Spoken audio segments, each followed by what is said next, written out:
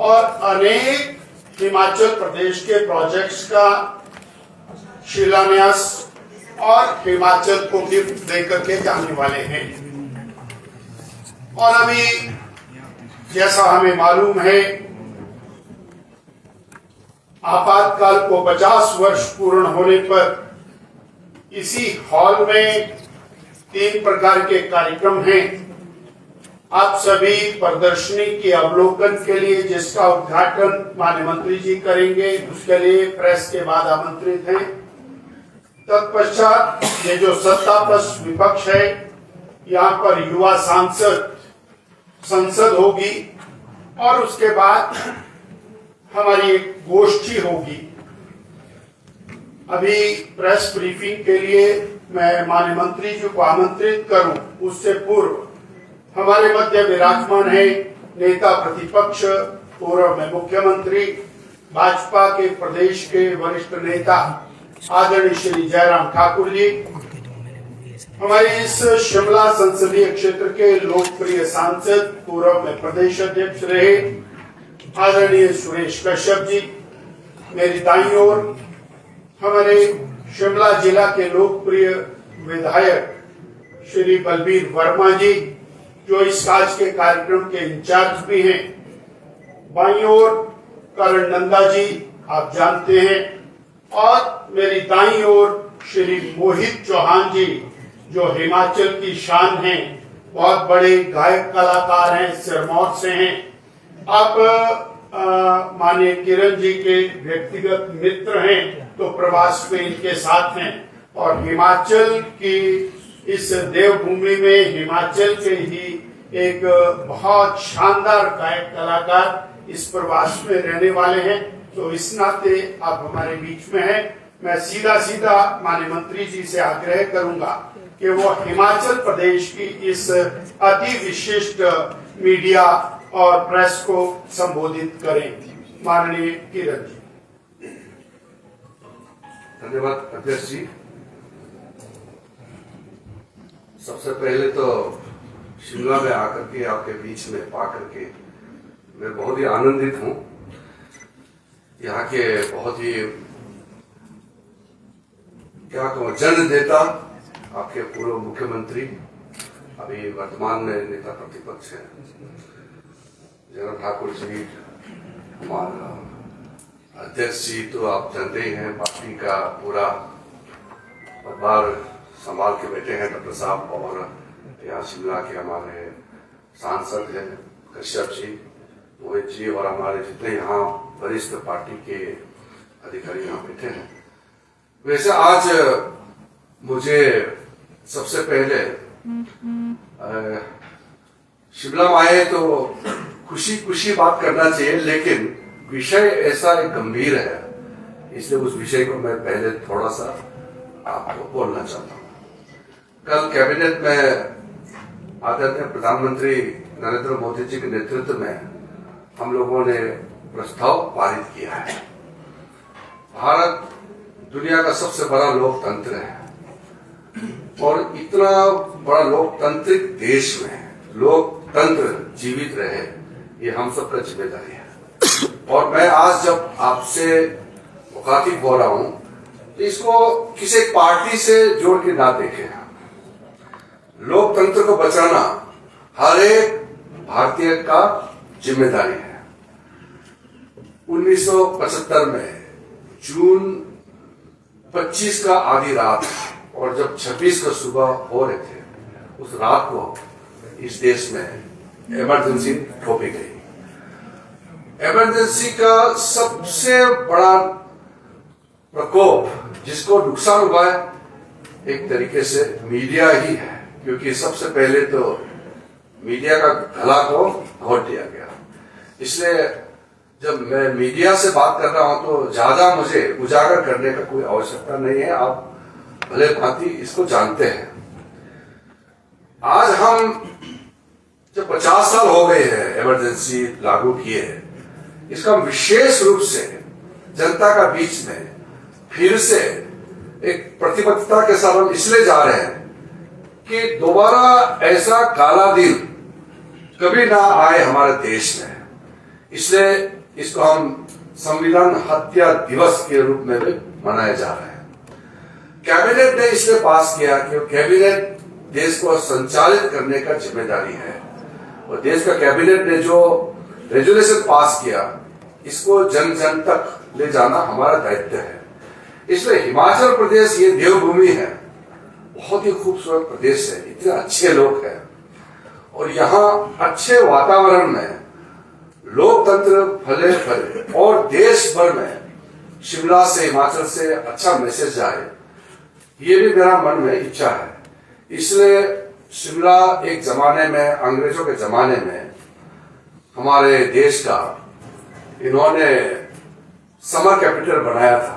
तो मैं पिछली बार जब यहाँ आए थे तो मैंने देखा कि कौन से कमरे में वो वाइस रॉय गवर्नर जनरल बैठ करके खिड़की से पूरा हिंदुस्तान को देखता था और संचालित करते थे, वो मैंने देखा है। इसलिए शिमला में आपसे मिलकर के ये बात बताना अत्यंत महत्वपूर्ण है।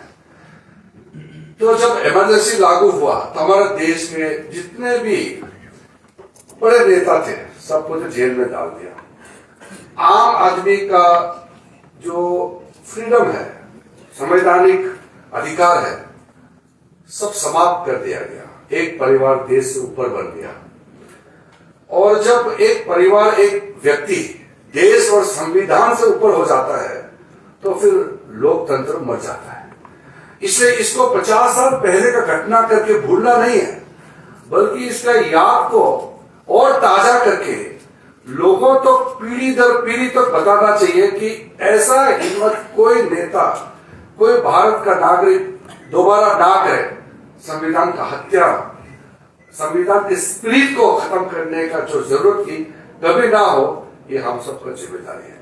मैं विस्तृत रूप से नहीं जाऊंगा क्योंकि इसका हर पहलू में जाएंगे तो हर पहलू अपने आप में बहुत गहरी चिंतन करने का विषय है। चाहे फ्रीडम ऑफ आपका इंडिविजुअल हो, चाहे इंस्टीट्यूशन का हो, चाहे जुडिशरी का हो, मीडिया का हो, हर क्षेत्र में आप देखिए। और जुडिशरी को आज कुछ लोग संविधान हाथ में लेकर के कहते रहते हैं जुडिशरी समाप्त कर दिया गया है। उसमें कमिटेड जुडिशरी का कंसेप्ट 1975 में पहली बार लिया गया है, यानी कि जुडिशरी भी एक परिवार के प्रति समर्पित होना चाहिए। ये कंसेप्ट पहली बार 1975 में लिया गया है। इसलिए इस सारे पहलू को देखते हुए हर एक जन को जोड़ना चाहिए, हर नागरिक, हर संस्था, और जो भारत के 3 स्तंभ है, जुडिशरी, लेजिस्लेचर, एग्जीक्यूटिव, तीनों मिल करके हम एकजुट होकर के देश के लिए काम करना चाहिए। मैं और एक बात आपको बताना चाहता हूं, ये हमारा देश में सबको जानना चाहिए। जैसे मैंने कहा, ये पार्टी और किसी पॉलिटिकल नजर से मत देखिए। बाबा साहब भीमराव अंबेडकर 1951 में कानून मंत्री के पद से इस्तीफा दिया। बाबा साहब भीमराव अंबेडकर ने जब इस्तीफा देते समय पंडित जवाहरलाल नेहरू को पत्र जो लिखा है उसको सब लोग पढ़ना चाहिए, एक बार सब पर नजर रखना चाहिए। नहीं तो पता नहीं लगेगा कि बाबा साहब अंबेडकर ने इस्तीफा क्यों दिया था। कई चीजें उन्होंने जिक्र किया, और बाबा साहब अंबेडकर ने संविधान का रचना करने में सबसे प्रमुख भूमिका निभाई, क्योंकि वो ड्राफ्टिंग कमेटी के चेयरमैन थे। और उस बाबा साहब भीमराव अंबेडकर का संविधान को कुचलने का काम सबसे ज्यादा जो हमला किया वो 75 में हुआ। उसके बाद संविधान का कई बार धज्जियां उड़ाए गए। प्रधानमंत्री मोदी जी जब मुख्यमंत्री थे गुजरात में, तो उन्होंने देखा कि संविधान को लोगों तो कैसे पहुंचाया जाए, तो उन्होंने संविधान जागरण के लिए लोगों तक पहुंचाने के लिए एक यात्रा निकला, संविधान यात्रा निकला। बाद में जब प्रधानमंत्री बने मोदी जी ने 2015 से 26 नवंबर को संविधान दिवस के रूप में मनाने का प्रथा शुरू किया गया है, और हम तब से 2015 से संविधान दिवस मनाया जाता है। आप सोचिए, उससे पहले हमारे देश में संविधान दिवस ही नहीं होते थे, और आज कुछ लोग वो संविधान का छोटा किताब को पकड़ के लहराते रहते हैं, उन्हीं लोगों ने संविधान को हत्या किया और उन्हीं लोगों ने आज संविधान का बात करता है तो फिर ये अच्छा नहीं लगता है। और दूसरी बात, उस गठबंधन में कुछ लोग जो इमरजेंसी में जेल गए वो भी आज कांग्रेस पार्टी को साथ देने में आगे बढ़ के काम कर रहे हैं। तो इसलिए इसको पार्टी बाजी मत देखिए। जिस पार्टी के भी हो, जिस परिवार भी हो, जिन्होंने संविधान को हत्या करने में साथ दिया, उन लोगों को पहचान करना चाहिए। इसलिए मैं सिर्फ भारतीय जनता पार्टी का कार्यकर्ता या इस देश का मंत्री के हिसाब से ही नहीं, मगर भारत का एक नागरिक होने के नाते मैं ये कहना चाहता हूं कि संविधान दिवस, हत्या दिवस और संविधान को बचाने के लिए हम सब एकजुट होकर के एक मत से बात करना चाहिए। तो कल कैबिनेट ने जिस सेंस को लेकर के प्रस्ताव पारित किया, वो पूरा देश और कोने कोने तक, हर जन तक इसका मूल भाव समझना चाहिए और सबको पहुंचाना चाहिए। इसलिए आपके माध्यम से मैं फिर से कहना चाहता हूं कि दोबारा भविष्य में इस महान देश भारत का लोकतंत्र को रक्षा करते हुए लोकतांत्रिक जो भावना है उसको समझते हुए हम सब जिम्मेदारी से आगे मिलकर के काम करेंगे और देश हमेशा रहना चाहिए। अटल बिहारी वाजपेयी जी ने हमेशा कहा है कि हम सब सत्ता में आएंगे जाएंगे, आते रहते हैं जाते रहते हैं, लेकिन देश रहना चाहिए। तो देश तो तभी रहेंगे जब देश में जो रहने वाले लोग सही हो, हमारा संविधान, हमारा अधिकार सब कुछ सुरक्षित हो। इसके लिए हम सब एकजुट होना चाहिए। और कांग्रेस पार्टी में भी कुछ लोग को मैं कहा है कि आप लोग पार्टीबाजी मत देखिए, आज के दिन में आप लोग भी सम्मिलित होना चाहिए कांग्रेस के लोग, क्योंकि नागरिक तो है सब भारत देश का। इसलिए संविधान हत्या दिवस सब भारतीय को मिलकर के मनाना चाहिए। दूसरा, जो मैं 3 दिन के लिए हिमाचल प्रदेश का दौरा कर रहा हूं, हमारे आदरणीय जयराम ठाकुर जी से भी मैंने डिटेल में कल भी ब्रीफिंग किया। अध्यक्ष जी को बताया, हमारे जितने वरिष्ठ साथी नेता भारतीय जनता पार्टी के सबको मैंने बताया कि मैं तो कई बार शिमला आए हैं और हमारा अरुणाचल प्रदेश, जिस राज्य से मैं आता हूं, हम सब हिमालय का प्रदेश है। हमारा प्रदेश का जो सीमा है, मैकमोहन लाइन का 1914 में जो समझौता हुआ वो भी शिमला में हुआ, इस ऐतिहासिक शहर में। और उसमें चीन का विदेश मंत्री, तिब्बत का प्रधानमंत्री और ब्रिटिश इंडिया का foreign secretary of the state कहता है सर हेनरी मैकमोहन, इन तीनों ने मिलकर के यहाँ हस्ताक्षर किया था। यहाँ उन्होंने इसका एग्रीमेंट किया था, बाद में चीन ने विरोध करके निकल गए, बाकी दोनों ने साइन किया। तो हमारा अरुणाचल का सीमा भी यहाँ हिमाचल प्रदेश का इस भूमि में तय किया गया है। नाम भी बहुत ज्यादा फर्क नहीं है, अरुणाचल प्रदेश, हिमाचल प्रदेश, बस लगभग बराबर है। हमारा जीवन शैली, रहने का तरीका, हमारा अंदाज, हम सबका व्यवहार भी लगभग सेम है। इसलिए मैं हिमाचल प्रदेश आया हूं तो मुझे यही लग रहा है कि मैं अपना घर में ही हूं, मुझे कोई नया अलग राज्य का महसूस बिल्कुल भी नहीं है। तो हिमाचल प्रदेश में 3 इलाके हैं विशेष रूप से। एक थोड़ा सा मैदानी टाइप का इलाका है जो पंजाब हरियाणा तरफ से जुड़ा हुआ है। एक बीच का है जिसको हिल स्टेशन करके अंग्रेज लोग भी पहुंचे थे, शिमला, कसौली, धर्मशाला, डलहौसी और कुल्लू, मनाली, ये एक है। तीसरा एक ट्रांस हिमालय जो लाहौल, स्पीति, एकदम जो कोने में है। तो इस बार का विजिट मैं एकदम कोने में जा रहा हूं, 3 दिन का विजिट है और इसमें कई स्कीम्स हमने अप्रूव किए हैं। 2 चरण में हम ये स्कीम को लागू करने वाले हैं। ये विजिट पहला चरण है। आज मैं मुख्यमंत्री सुक्खू जी से मिलकर के उनको भी बताया और उनको भी मैंने धन्यवाद दिया कि हम इतना काम कर रहे हैं, उसमें राज्य सरकार का सहयोग चाहिए, क्योंकि इम्प्लीमेंटेशन करने में राज्य सरकार का भूमिका होता है। तो आज मैं शिमला से निकलूंगा, मैं कल्पा जाऊंगा, रेकोंग की ओर के जो ऊपर है, कल वहां सबसे पहले हमारा शिलान्यास का कार्यक्रम है इंडोर स्टेडियम GSS पू में है। ये मल्टी स्पोर्ट्स इंडोर स्टेडियम है। इसमें badminton, volleyball, table tennis, wrestling, boxing, basketball, ये सब का फैसिलिटी के साथ यहाँ इसका हमने शिलान्यास करेंगे। किन्नौर जिले में है। उसके बाद और इसका अमाउंट है 4 करोड़ 89 लाख, 4 करोड़ 4 करोड़ 89 लाख। उसके बाद है indoor stadium and artificial grass and improvement of mini stadium क्याबोंग में है। ये भी 4 करोड़ 89 लाख का है। इसमें civil water supply, sanitary installation और indoor sports, community events, theatre, music performance और स्पोर्ट्स इवेंट का होस्टिंग किया जाएगा। इसमें लगभग 3000 स्टूडेंट्स और यूथ आसपास के लोग इसको इस्तेमाल करेंगे। दूसरा प्रोजेक्ट है construction of high altitude sports training centre at Kaza. ये इसमें आइस हॉकी वगैरह जो फैसिलिटी होते हैं, काजा को आप लोग मालूम है वहां एक विशेष परिस्थिति है मौसम की वजह से।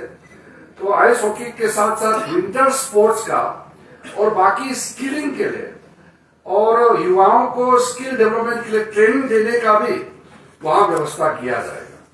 और वोकेशनल ट्रेनिंग के साथ साथ वहां जैसे स्पेशलाइज्ड फैसिलिटीज है, dasher board, fibre glass of international standard, Zamboni machine जो आइस रिसर्फेसिंग होता है, HVAC का climate control system, water chilling plant, refrigeration system, handling and ventilation units, site development of amenities, parking, pavement area, yard lighting, इस तरह का multiple facilities का वहां हम लोग काजा में करेंगे। इसका टोटल लागत है 73 करोड़ 77 लाख।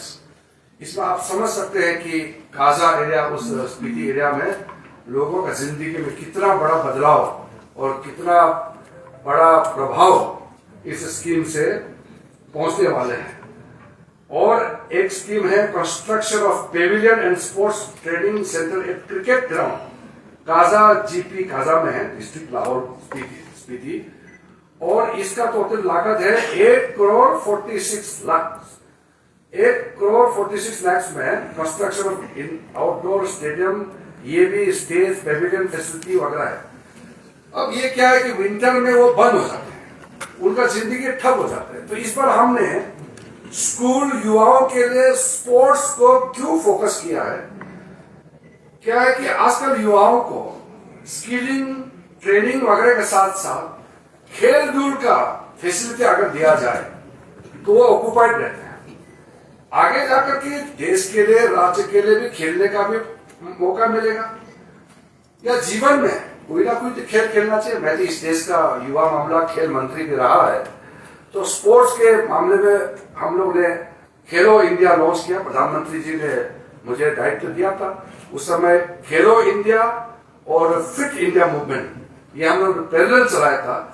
तो ये सारा मूवमेंट को किन्नौर लाहौर स्पीति रीजन में जो आज से जो स्कीम दे रहे हैं, ये युवाओं की जिंदगी में बहुत बड़ा बदलाव लाने वाले हैं। क्रांतिकारी बदलाव, रेवोल्यूशनरी ट्रांसफॉर्मेशन आने वाला है। मैं तो जब ये स्कीम सारा अप्रूव कर रहे थे तभी मैंने सोचा इतना बड़ा सौगात, इतना बड़ा एक मंत्रालय से एक्टिविटीज के लिए आज तक किसी राज्य में नहीं हुआ। पहली बार इतना बड़ा स्कीम हिमाचल प्रदेश के लिए लेके आए हैं। इसलिए मैंने सोचा कम से कम 3 दिन तक बाय रोड खुद जाकर के वहां इसका शिलान्यास करना चाहिए। और इसके बाद दूसरा राउंड, इसका मैं आज नहीं बताऊंगा, दूसरा चंबा साइड से ये सिरमौर और ये सोलान, उना, ये एरिया में भी स्कीम दे रहे हैं। पूरा संपूर्ण हिमाचल प्रदेश को ये स्कीम पहुंचने वाले हैं। जो अगले राउंड का स्कीम जो हम शिलान्यास का कार्यक्रम रखेंगे वो नेक्स्ट राउंड करेंगे। वैसे भी मैं शायद 6 तारीख को धर्मशाला में पवन पावन दलाई लामा जी का जन्म दिवस के लिए शायद मैं आने वाला हूं। मैं खुद एक बौद्ध हूं, है तो देश का भारतीय पहला है, लेकिन क्योंकि हमारा एक नोटिफिकेशन होता है कि किस धर्म का है आप लिखता है, तो मैं संसदीय कार्य मंत्री के साथ साथ अल्पसंख्यकों का जो मामला है उसका भी मैं देखता हूं। तो अल्पसंख्यक मंत्रालय का भी पदभार मेरे पास है। तो मैं एक बौद्ध हूं, तो एक अनुयायी के हिसाब से शायद भारत सरकार के मंत्री के हिसाब से भी है, लेकिन फिर वो बाद में बताएंगे। तो मैं वैसे ही 6 जुलाई को फिर से धर्मशाला आ रहा हूं। उसके बाद हम तय करके डेट चंबा, ऊना, सिरमौर, ये सोलन, ये पूरा एरिया को हम कब जाएंगे, वहां के कार्यक्रम कब करेंगे, उसका भी हम एक डेट तय करेंगे। इस बार का फोकस एकदम एक्सट्रीम हिमाचल प्रदेश, हमारा देश का बहुत ही प्रसिद्ध जिले है लाहौल स्पीति, और अटल टनल बनने के बाद तो वहां से काफी पहुंचने में इजी तो हो गया है। इस तरफ से मैं जब गृह राज्य मंत्री था तो हम लोगों ने जो एक यहाँ PAP एक पास सिस्टम होता है उसको भी थोड़ा सा सरल किया है ताकि पर्यटक वहां अच्छे से पहुंच सके। जयराम ठाकुर जी जब मुख्यमंत्री रहे उन्होंने काफी चीज ये सब मामले में यहाँ पर्यटन को आगे बढ़ाने के लिए काम किए हैं। खैर सब्जेक्ट आज वो नहीं है, फिर भी मैं जब अंदर जा रहा हूँ शिमला से शुरू करके, जब अंदर जा रहा हूँ तो बहुत उम्मीद के साथ एकदम दिल खोल के मैं जा रहा हूँ। मैं थोड़ा एडवेंचरस आदमी भी हूँ, मुझे पहाड़ चढ़ना, स्विमिंग करना, तैराकी भी हूं मैं, और जंगलों में जाना, लोगों से मिलना और आम लोगों के बीच में पहुंचना, उनके साथ रहना, ये हमारा जिम्मेदारी है, हमारा इंटरेस्ट भी है। प्रधानमंत्री नरेंद्र मोदी जी जब से प्रधानमंत्री बने हैं, मैं पहले दिन से उनके साथ मंत्रिमंडल में रहा है, एक भी हमारा ऐसा कोई काम नहीं हुआ जिससे सरकार और देश बदनाम हो। आप सोचें 11 साल कंप्लीट हो गए, एक मंत्री के खिलाफ एक दाग नहीं। आप कल्पना कर सकते हैं उन दिनों जब हम लोग विपक्ष में थे, हर दिन हर मंत्री के खिलाफ कोई ना कोई स्कैम का आरोप, कोई ना कोई करप्शन का विषय, और कोई ना कोई इस्तीफा दे देते, कोई ना कोई अरेस्ट होते। हम लोग 11 साल हो गए हैं, तीसरे टर्म के पहले साल तक हम लोग पार कर चुके हैं। एक हमारा इसमें हमारे जो मंत्री का खिलाफ में ये हमारा अध्यक्ष ने याद दिलाया, वो मेरे से नहीं बोला, लाहौर ने बताया, लाहौर वाला मैंने बताना भूल गया, वो भी बताया क्योंकि वो भी इस दौरे का है। ये भी इम्पोर्टेंट है, मैं छूट गया क्योंकि स्कीम ज्यादा है इसलिए। लाहौर का जो स्कीम है बहुत ही महत्वपूर्ण है, लाहौर में तो उनका जिंदगी बदल जाएंगे। Providing sewerage scheme to Keylong town in district Lahaul, ये 26 करोड़ 75 लाख का है। Modern sewage infrastructure in high altitude Himalaya zone, जब फ्रीजिंग हो जाते हैं, पानी फ्रीज हो जाते हैं, आइस बन जाता है, तो उसमें पीने का पानी का किल्लत, ये सबको सुधारने के लिए, और उसमें नाला वगैरह पूरा जो लाहौर का टाउनशिप का रूपरेखा को इतना ये कैपेसिटी बना देंगे। 1 STP 0.40 MLD capacity to treat sewage of 1000 household, 1000 घर के लिए। 3.3 kilometre sewerage network with manholes inspection of chambers, design to generate 40 to 50 jobs. इस दौरान 50 तक जॉब क्रिएशन होगा। जब ये हम लोग अभी आज कल में जब परसों इसका शिलान्यास करेंगे, उसके बाद युवाओं का और बाकी लोगों का इसका जॉब क्रिएशन भी होगा। तो ये मतलब हर दृष्टि से इतना फायदा पहुंचाने वाले हैं। तो आप भी सोचिए, आप तो प्रमुख यहाँ मीडिया वाले हैं, इतना एक डिपार्टमेंट से, एक मंत्रालय से, एक रीजन के लिए इतना बड़ा कार्यक्रम एक साथ करना, इसके लिए हम लोगों का प्रतिबद्धता का एक तरीके से दर्शाता है। प्रधानमंत्री मोदी जी ने सारे मंत्रियों को निर्देश दिया कि हमारा फोकस, हर एक मंत्री का फोकस बॉर्डर एरिया, गरीब कल्याण, आम लोगों तक पहुंचना, ये हमारा प्रथम जिम्मेदारी है। तो ये जो लास्ट विलेजेस जो कहते थे पहले, अब ये फर्स्ट विलेजेस बन गए हैं। वाइब्रेंट विलेज कार्यक्रम जब हम लोग इसको लागू किया, सारे मंत्री लोग गए हैं। हम लोग बॉर्डर में जाके भी सोते हैं। मैं तो चलो मेरे लिए नई बात नहीं है, लेकिन बाकी मंत्री लोग भी जो प्लेन एरिया के मंत्री है वो भी बॉर्डर में जाके सोए हैं। हमारा अरुणाचल में भी काफी केंद्रीय मंत्री जाकर के रात बिताए हैं लोगों के साथ में। तो इसलिए मैं बहुत लंबा नहीं खींचना चाहता हूँ, विषय सीमित है।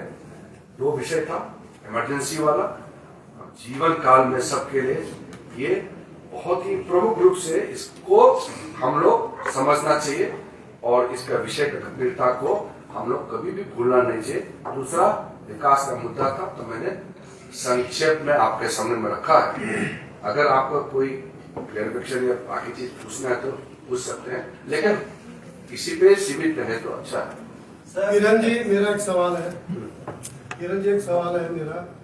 जिस आक्रामकता से बीजेपी हर इशू को उठा रही है, ले रही है, तो आने वाले समय में कांग्रेस मुक्त का प्रधानमंत्री जी का सपना कब तक पूरा होगा? ये प्रधानमंत्री जी का सपना नहीं है। महात्मा गांधी जी ने कहा था कि देश आजाद हो गए हैं, कांग्रेस को अब डिसबैंड कर देना चाहिए, उसको खत्म करना चाहिए। ये हमारा राष्ट्रपिता का सपना था। सर, जैसा आपने कहा 50 साल हो गए हैं, you are taking it to the public. जो मोदी डायरीज बुक है, how would it have an impact to the public? और दूसरा, जो मैं आपका ट्राइबल एरिया विजिट से रिलेटेड 2-3 छोटे-छोटे सवाल चाहूंगा। रिसेंटली शिवकी बॉर्डर को बॉर्डर एरिया के नजदीक टूरिज्म एक्टिविटी के लिए ओपन किया है।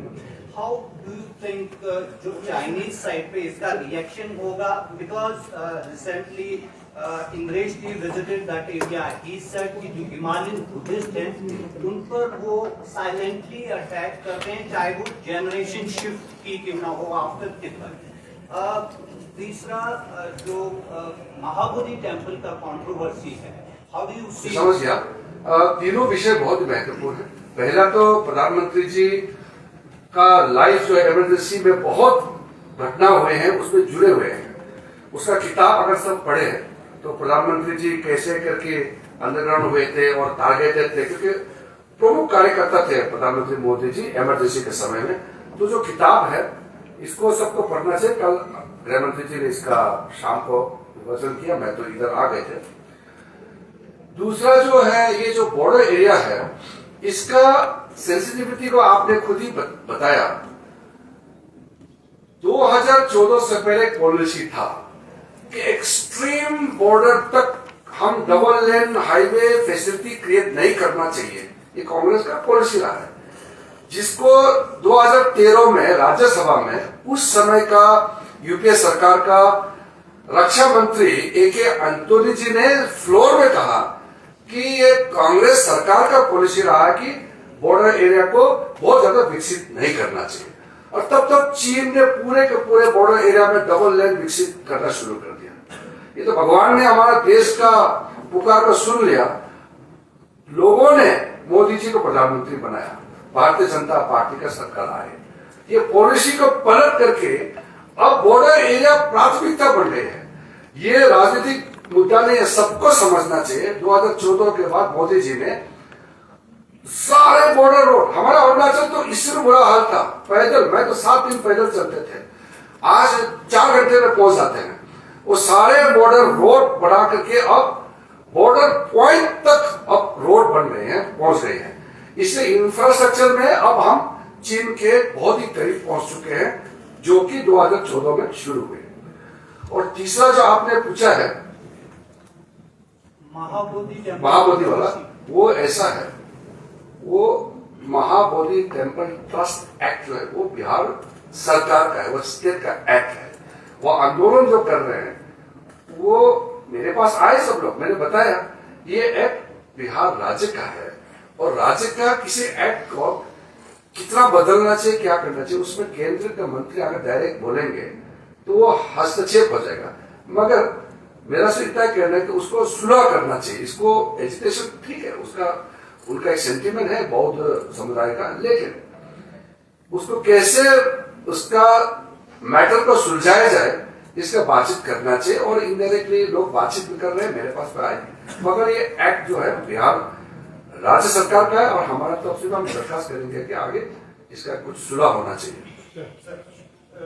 हिमाचल गवर्नमेंट का आरोप है कि सेंटर हिमाचल को वो मदद नहीं दे रहा जो देनी चाहिए, तो क्या इस मामले में भी आप हिसाब से बात हुई? दूसरा बीजेपी का आरोप है कि सेंटर की स्कीमें उनको ईमानदारी से हिमाचल में लागू नहीं किया जा रहा, उनका भ्रष्टाचार हो रहा है। ऐसा है, ये तो अगर हिमाचल सरकार ने अगर कहा है केंद्र से मदद नहीं मिल रहा है, तो वो शायद राजनीतिक कारण से बोल रहे हैं, क्योंकि सचेत है नहीं। इतना काम हाईवे देखते देखते हाईवे बन रहा है, शिमला पहुंचने के लिए चंडीगढ़ से पूरा माहौल बदल चुके हैं, गांव गांव आप रेकॉन्क्योस आगे खुद चल के देखिए जो बन रहा है, बॉर्डर डेवलपमेंट हो रहा है, गांव गांव बिजली पानी सड़क सब कुछ हो रहा है, गरीबों का खाना मिल रहा है, बिजली मिल रहा है, गैस मिल रहा है, सब कुछ मिल रहा है, घर घर पानी पहुंच गया।